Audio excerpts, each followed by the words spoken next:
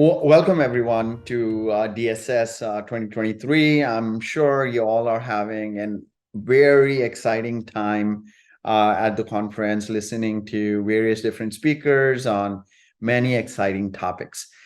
Today, Taylor and myself are going to cover some of the challenges teams face while developing digital native applications with respect to databases, and how Yugabyte is well positioned to help address some of those challenges and provide you with some alternative options. With that, as we all know, like, we live in a world of digital applications, and we have seen the growth of digital applications in the last 10 years, and we can potentially see the same type of growth in the foreseeable future for our customers in the consumer enterprise space, whether it is banking or whether it is social media. We see the presence of modern applications delivering those experiences to all of us. And underneath that, what we see is they all are generating data and rely on a whole bunch of data. And this data can be of various different format, whether it is transactional data, analytical data, unstructured or structured. And we know, there are various ways to kind of deliver this data to its constituents. But fundamentally, when we look at modern applications, we see, and we are going to continuously see, microservices are the fundamental building block for these. So various different teams working on very atomic functionality, being able to deliver that functionality as part of a broader application ecosystem, right? So with this, we see, at the beginning, when you start out, these microservices look very simple. They're working on a set of data. It all looks great. But as you build, ship, and maintain them, and you start seeing requirements around data consistency, transactionality, the system starts evolving to be a little more complex than we originally hoped that it wouldn't be, right? So when we think about building, shipping, and maintaining, along the way, these systems become more complex and they become more challenging to manage and maintain, and also iteratively kind of support them. So let me talk about what those challenges are. What we have done here is we have kind of put them into three buckets. The first bucket is managing transactions. Say we are building a payment system, or we are building any transactional system. One of the challenges of microservices is as you kind of build them and keep data in their own bounded context and their own domains, you are not able to do distributed transactions because, as we all know, it's blasphemy and it kind of reduces throughput. So over a period of time, a lot of different patterns have emerged, and like CQRS, event sourcing, Saga pattern, and they all kind of fundamentally are around eventual consistency models, right? And they do a great job. Like, there have been many companies that have been built using those patterns, and many amazing applications. But the reality is, you're now adding another layer of complexity on top of your data infrastructure just to manage transactions, right? On top of that, your microservice has to now deal with compensation, rollback, logic, as well as, if you have data residency problems, how do you actually do sharding at an application level? So it starts introducing a lot more complex thought process and design, and to actually start even building an application that can do that. On top of it, as I said, to your application stacks become more and more complex. You have all these distributed systems for data management, your stream management, your APIs, as well as your databases that different teams are working on for your application, because they're all different microservices teams, right? And as we all know, even though we are living in the world of cloud, outages happen very frequently. In fact, every 52 days, we see one major cloud outage that happens on either of the three clouds, Amazon, Google, or Azure. So how do we build applications? Then the question is like, how do we build applications that deliver these experiences, are based on microservices, um, that are simpler while addressing the resiliency requirements when outages happen, so that it's not only because we are talking about transactional systems here, right? Not any other types of problems. Then on top of that, to compound the problem, we have global deployment challenges. Like, for example, certain regions of the world, like say Europe or Asia, they have mandated that whatever applications that you're deploying has to make sure the data is resident to that country.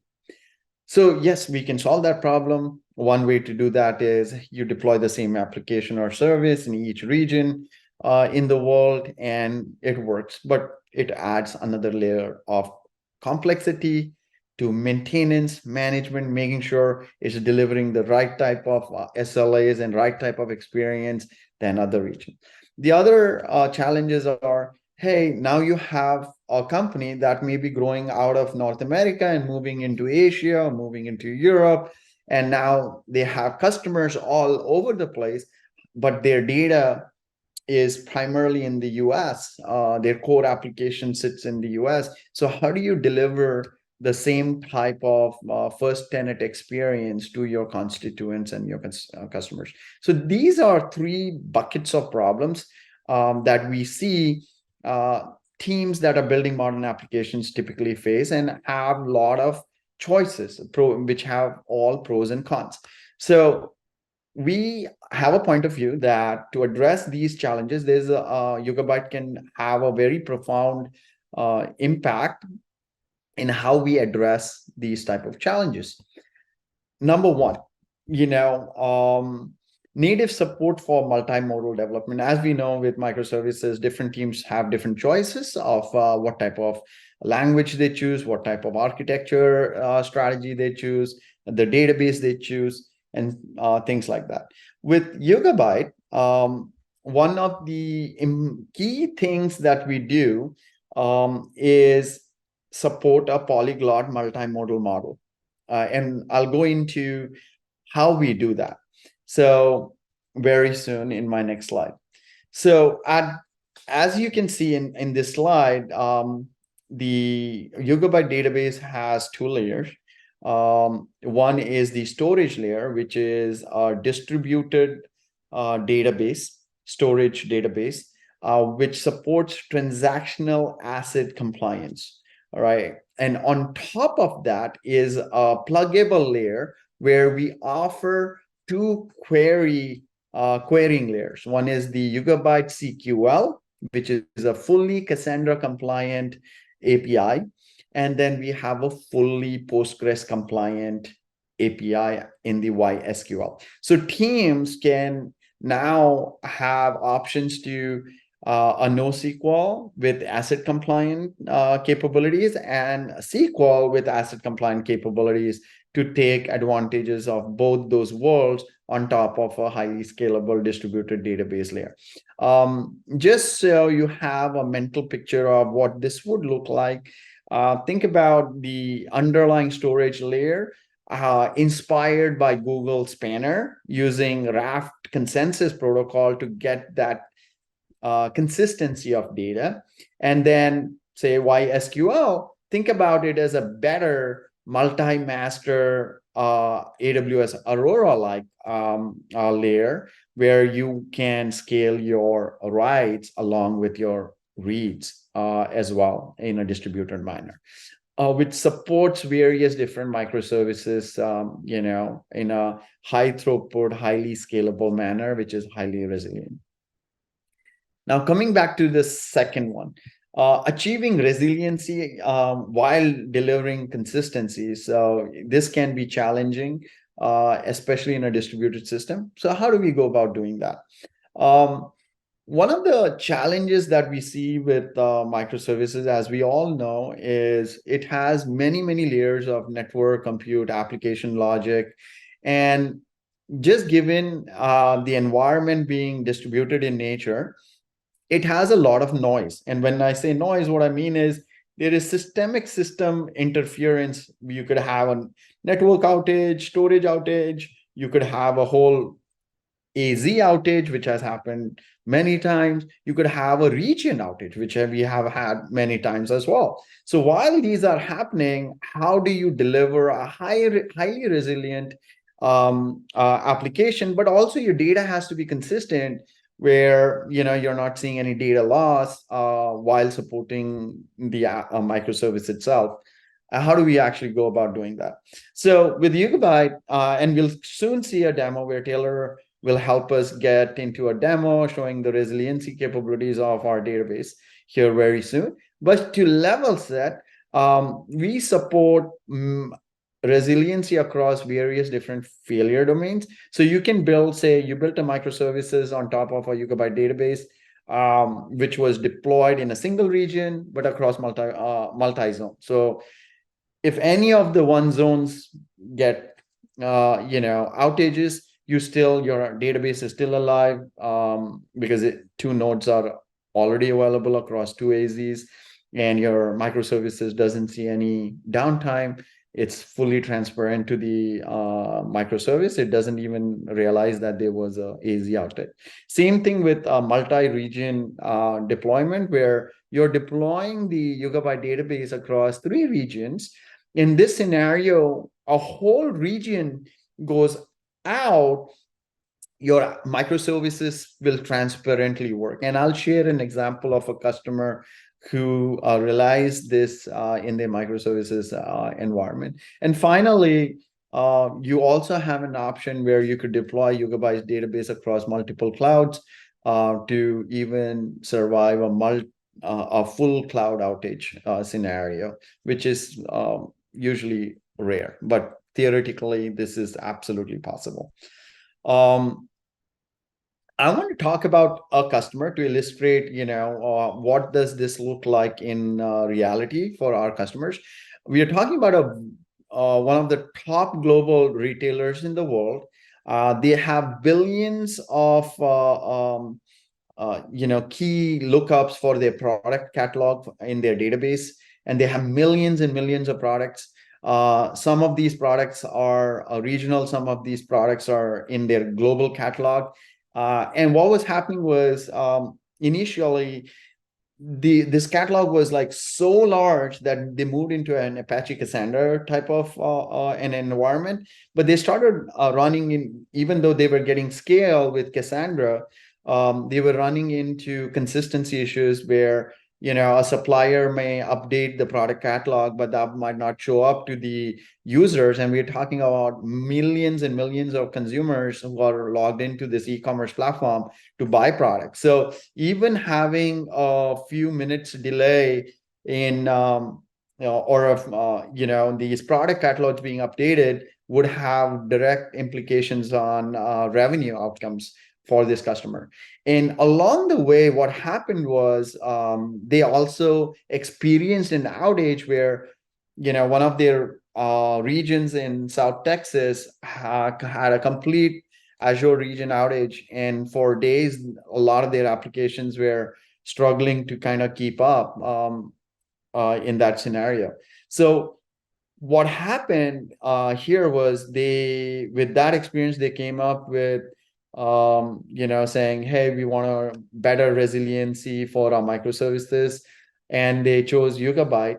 And in that scenario, they faced a similar type of situation many months later, where one of the regions went completely out, but they were still up and running, and the product catalog was working seamlessly, and they were doing over 250,000 queries per second here, and they had a zero data loss in this situation. So the reason I'm sharing this one example is to say, hey, even though you're building microservices in this very noisy and challenging environment, with YugabyteDB, you don't have to worry about these resiliency issues, because the database automatically takes care of that, along with the consistency of the data. With that, I will let Taylor walk us through a demo of the various resiliency capabilities that we offer to our developers. Hey folks, let's imagine that we have a cluster in the UK. Now, we're starting to see that the amount of users is continuing to grow over time. We start with just a few, it's now exponentially increasing the number of users. When this starts happening, you really need to figure out, how am I going to size my database? With Yugabyte, you have a unique option of sizing both horizontally and scalability, and also vertically. So let's go ahead and look at a cluster and how to do that. So here I have a 3-node cluster already set up. Now, in order to actually change the size, you should go to Edit Infrastructure, increase the number of nodes, and then also you can increase the number of vCPUs per node. And it's always a good idea, if you have a lot more users, to probably increase the size of your disk as well. So as you can see, it's already in progress. If you want to go track it, you can just go to the Activity tab and see that it's already going on. You see it from there, the details. Now, all while this is going on, we have an app running, and you see there's no actual impact to the application. And within a few short minutes, you already have a cluster at 6 nodes and sized up to 8 cores. Yugabyte makes it very easy in order to increase the size of your nodes and also increase the number of nodes. And since it's an infinitely scalable database, you'll never have to worry about scale moving forward with your application. Folks, one of the common things that Yugabyte automatically offers is its ability to backup and restore. Now, let's say we have an application that is a messenger app, and we have this distributed across the entire world. Now you can see here we already have a cluster distributed across all 3 of these regions. And by default, we already have backups scheduled. So Yugabyte Manage will automatically take backups every 24 hours and retain those for 8 days. Now let's say we want to change that. We can go right here, change the time, the date, and also the retention period for that. And right there, you can see it's changed. Now, another common thing is being able to take backups ad hoc whenever you'd like. So let's say we have to do that for a new application release. So go ahead and hit that. It's in progress. In just a few minutes, it's already ready to go. Let's see the worst happens. Someone accidentally truncates the entire table. You lose all your data and all your messages are gone. Now users are going to be very upset. Luckily, you have that backup. You can easily restore it just by picking the target cluster, hitting restore, and within minutes, you'll see within the activity, it's already done. Then you're just going to go back to your application and check, say, hey, these messages are back. Fantastic. So this is one of the ways. Well, welcome back. And earlier in the presentation, I had shared about, throughput, especially traditionally when you would build microservices, and if 2 microservices had to work together in a business transaction, you couldn't do distributed transactions, because that would invariably reduce the throughput of your system. But now it's absolutely possible to have unparalleled high throughput with a distributed database. And what we have done is, especially with Yugabyte database, we support ACID, and it is a distributed DB at the data tier. And we have done a whole bunch of like performance benchmarks, TPCC, and others, and I'll share details. But it comes down to the architectural choices that we have made. So I want to illustrate what is the difference that enables microservices built on top of Yugabyte to actually have high throughput. So fundamentally, I had talked earlier that we have 2 layers. One is the query layer, and then the distributed transactions layer. In the storage layer, we are able to support transactions. We are doing automatic sharding. We are doing load balancing. And we are doing this by providing consensus using a raft protocol. And this enables us to have a multi-master read and a multi-master write capabilities at our query layer. So we don't have bottlenecks in terms of write performance like you would have in AWS Aurora. And we don't have challenges like custom SQL and custom stuff in, say, Google Spanner type of environments. And then you get the flexibility of deploying this in any types of infrastructure. So by making this decoupled architecture choice, we are giving flexibility to our audience, our customers, to bring their app that that can easily work with a SQL API or a YSQL API in a easier and seamless manner. And in terms of scalability, as I had shared earlier, we have a distributed storage DB, so it consistently scales for you and theoretically to infinity. But to prove a point, we consistently share TPCC benchmark results for 150,000 warehouses, and these are published on our website. You can take a look at the details here. But doing these tests make some sense, but the real numbers come from customers.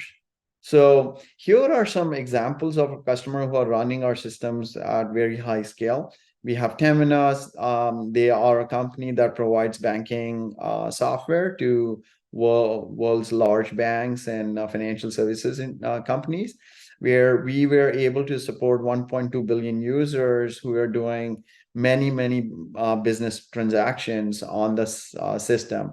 And we were able to easily do over 100,000 business transactions a second, which included 80,000, close to 80,000 plus writes a second and 350,000 database reads a second. A highly scalable platform. Another one on the other side of financial service, Xignite, we were able to do batch writes and reads less than 10 milliseconds. And we were doing 10 billion plus operations a second over 60 terabytes of data. And the deployment was across multiple AZs and multiple regions to deliver better resiliency for their microservices environment. And this also lowered the overall complexity of their environment, and they replaced different types of database stacks and also reduced their TCO by 4x in this scenario. Another company, this is a very large automotive company out of Detroit. And they were doing a microservices environment for their vehicle telemetry data. And they were able to accomplish 3 million plus writes a second. And they were using our YSQL API, which resulted them in reducing the complexity of the infrastructure and seeing $4 million plus in hardware cost savings. Again, the other problem I had mentioned earlier in the presentation was about geo-distribution capabilities. How do you attain those by reducing complexity using YugabyteDB? So to reiterate, there are two challenges. One is data residency laws are coming across Europe, like GDPR. We have one in India. We have in countries like Singapore, in Australia, where the country's laws prohibit a company to take data from their region for their users in some other region. So we have to maintain the data locally in those regions as you're deploying these microservices and applications.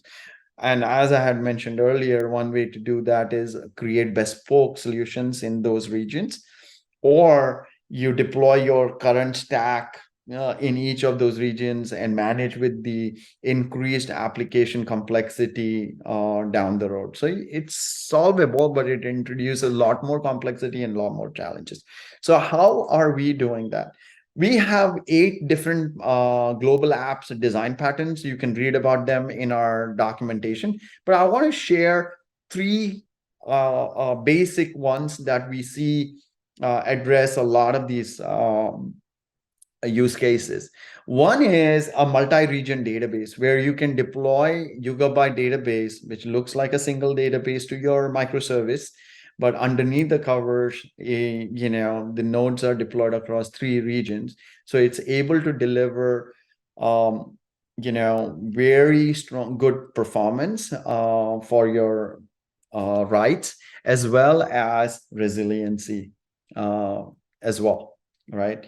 The other one is, hey, you have to make sure your data is local in scenarios where you might have a global table that is available to all regions, but then you have local tables which is controlling only data for the local region itself, and your application has to kind of manage and access that data. Where we are easily able to do that through by partitioning the data and making sure the partition data is maintained in a local region itself and pinned to that region. And we'll see a demo really quick around that.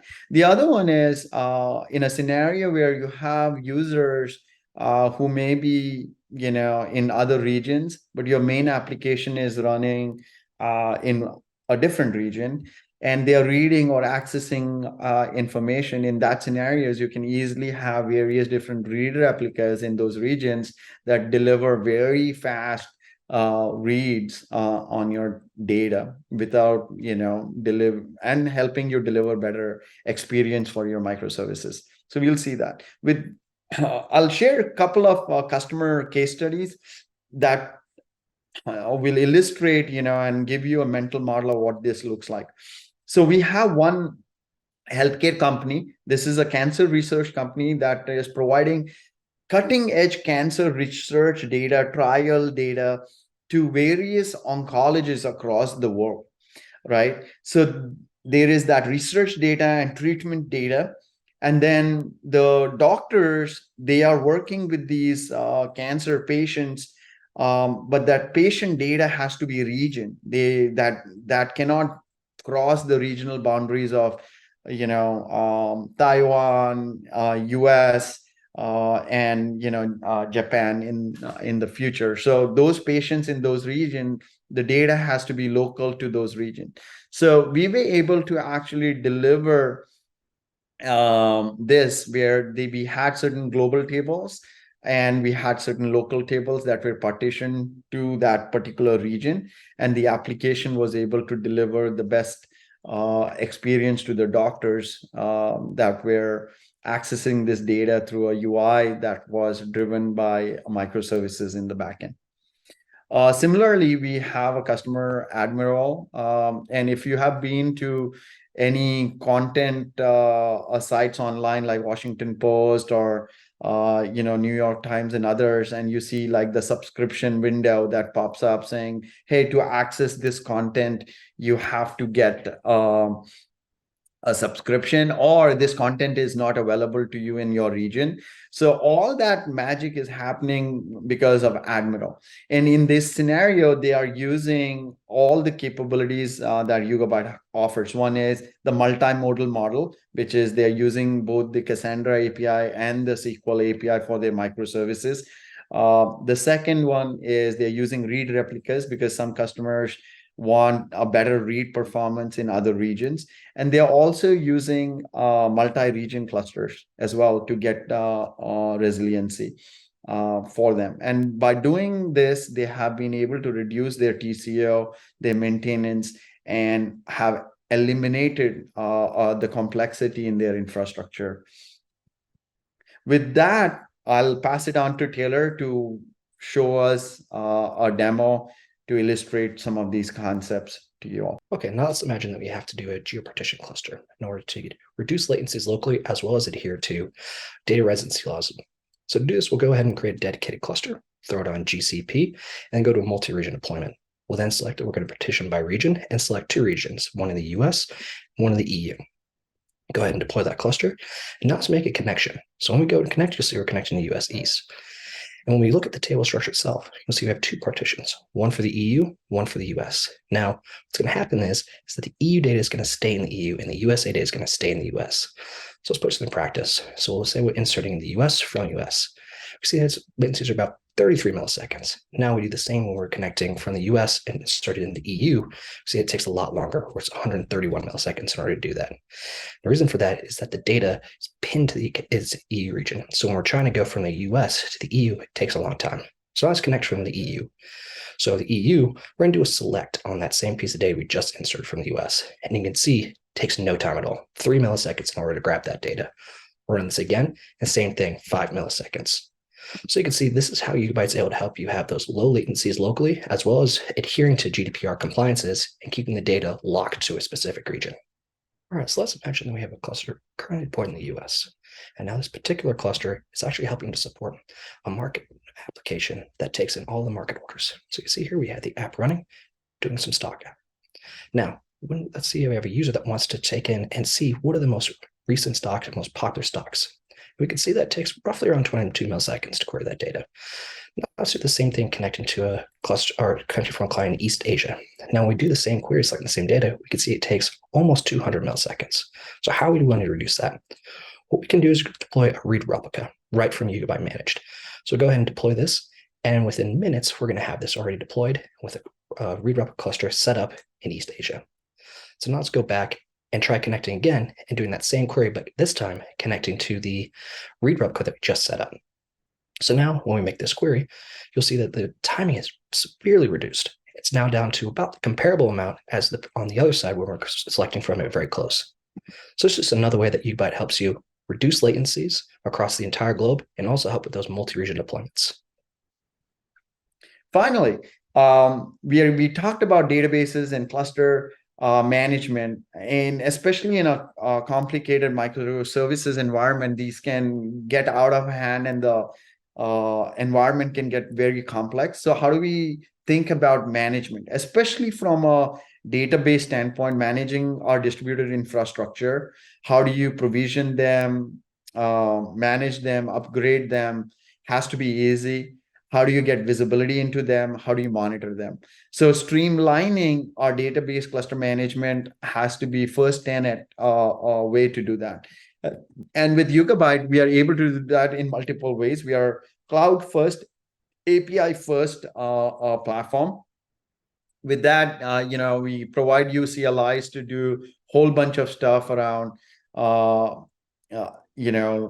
setting flags, commands, upgrades, running, different types of access controls, managing all that easily through a CLI, which works in a distributed environment very easily.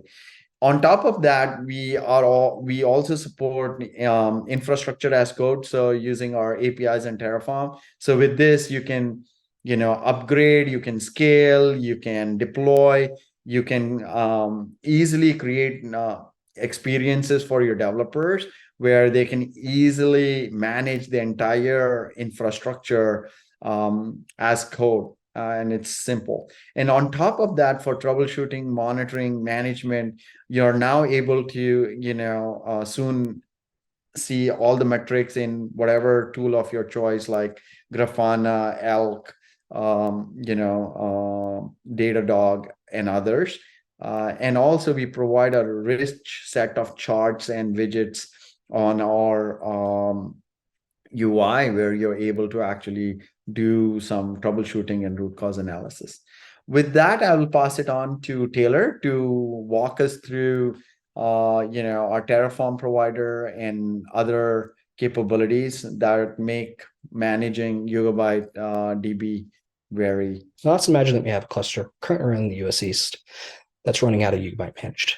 Now again, this cluster is going to be supporting that same trade app that we were looking at earlier, where we have a bunch of different orders that are coming in. We're trying to take a look at the most recent and popular ones. So if we go back to our cluster, let's go take a look at the performance, see what we can do to optimize some of these queries. So just the performance tab, we just get metrics. But we're going to focus today on a live query and slow query. Right now, if you look at the live queries, there aren't actually any live queries. But if there were, you'd be able to see them here. So let's look at the slow queries and see if there's any queries that can be optimized. So the first three that pop up. The first one we see this group by is running actually in about expected time. And same thing with that insert into. Nothing out of the ordinary at these times. But if we look at the last one, the select count star for the trade types, we can see it's not working as great. The time pretty high. So let's jump into the Cloud Shell and take a look at what may be going on here with this query. So when we connect, we'll go ahead and run a quick query on that. You can see it's pulling back. But if we do an explain analyze on that, let's see what it's actually doing. We can see here that it's actually doing a sequential scan on that, which is a full table scan, which is not great. So the most common way to fix this is really pretty simple. Just add an index to that trade type. Now when we do that same select across it and explain analyze, we can see that the execution time overall is significantly reduced. So this is just another way that Yugabyte can help you in order to find those bad queries and then help you to understand what may need to be done. Okay, so now that's what we're going to do is kind of look at how you can monitor metrics with Yugabyte managed. So let's go ahead and say that we have a cluster currently built that's in a multi-easy single region. Now what we're going to do is connect an application workload. Go ahead and get that connected. Now we'll go to the application itself, and we'll see what we want to do. About 2 million operations a second, with about 64 running threads. So go ahead and kick that off. We can see it's running. Now let's go about 20 minutes later. We should see that there. We're going to go ahead and take a look at the metrics. And you can see already we have metrics coming in. CPU right now, roughly running about 15%. Disk, relatively low. Not surprising since we just started the workload. And then we can see that we have about 180 operations for reads and writes. So diving in the YSQL metrics themselves, we can see that right now operations are the same, and the latency for those operations are about sub-millisecond, which is fantastic. So let's dive a little bit more on the infrastructure. So outside of the CPU and the disk, we can also look at things like memory and network, both of which look totally fine in this case. So if you want to go even further in, we can get down to the DocDB layer. So if we look right here at the transaction on the T server, we can see, again, comparable amounts with 180 reads and writes, and nothing that should jump out as a problem. Then we can go to see what's going on with the master process, and we can see that right now there was a compaction that ran a little bit earlier, which is just a normal process that the database is going to run through. So it's just one of the ways that you can use the UI and use Yugabyte managed in order to look at how your cluster is doing and the health of your cluster. And finally, we talked about microservices and greenfield application, but a lot of time customers are also faced with modernizing applications that may be running on, say, an Oracle or MySQL or some other, a single node Postgres, or some other application on RDS or some other system, and you had to go migrate them into a cloud native distributed environment. So with that, you need to be able to not only migrate the data, but you need to make the process much more simpler. So with Yugabyte, we have introduced Yugabyte Voyager as a capability that helps you assess, what needs to change. It gets to the various different databases, as you can see on the left side. It tells you, what level of changes will be needed. It does an assessment, and based on that, it manages the transformation and loading into Yugabyte. So it does that migration and makes that whole process simple for you and easier for you. And with that, now what you can do with that migration is, once the data is migrated, you can start focusing on how to modernize your application and your application code, and rather than worry about the database. With that, I'll let Taylor walk us through a quick demo of Voyager and how the product kind of operates in this environment. So any of you guys are currently running in Azure and looking for a way to go to an infinitely scalable database? Well, Yugabyte Managed, something that you can use now, fully supported on Azure. Now, let's imagine we have that same exact stock app that we've been using for the past couple of demos, and it's running on Azure. Now, we're running this currently in Postgres on Azure, but the problem we're running into is just not able to keep up with us anymore. So what do? Well, with Yugabyte Managed, it's as easy as a couple of clickable buttons in order to deploy the cluster within Azure. So go ahead and add a cluster, make sure it's a dedicated, scalable database and in Azure. Go ahead and pick the region that's closest to your application. Make sure you already have a VPC created and that the cluster is the right size for your application. So in a couple steps, we now have a brand new cluster within Azure. Now let's get that app connected. So the first thing we want to do is actually just migrate the data. So to do that, we have a thing called YB Voyager that automatically takes your Postgres data and migrates it over to Yugabyte with just a few steps. Next, we need to be able to connect the application. To do this, we just need to update the config itself on the connection properties. So we'll change the endpoint, the port, and the username and password to connect to Yugabyte with 0 code changes needed. Now let's go ahead and start back up that application. You can see here, start it up. All we had to do was change that endpoint to be the new Yugabyte. And now we are on an infinitely scalable database and not worried about scale in the future. Just another way Yugabyte can help you with these migrations. So hopefully you were intrigued and with some of the options that are available to you with Yugabyte to solve microservices challenges. And if you would like to experience it and take it for a ride, you can easily sign up for a fully managed free trial on cloud.yugabyte.com and see the power of Yugabyte. So thank you, everybody. Enjoy DSS.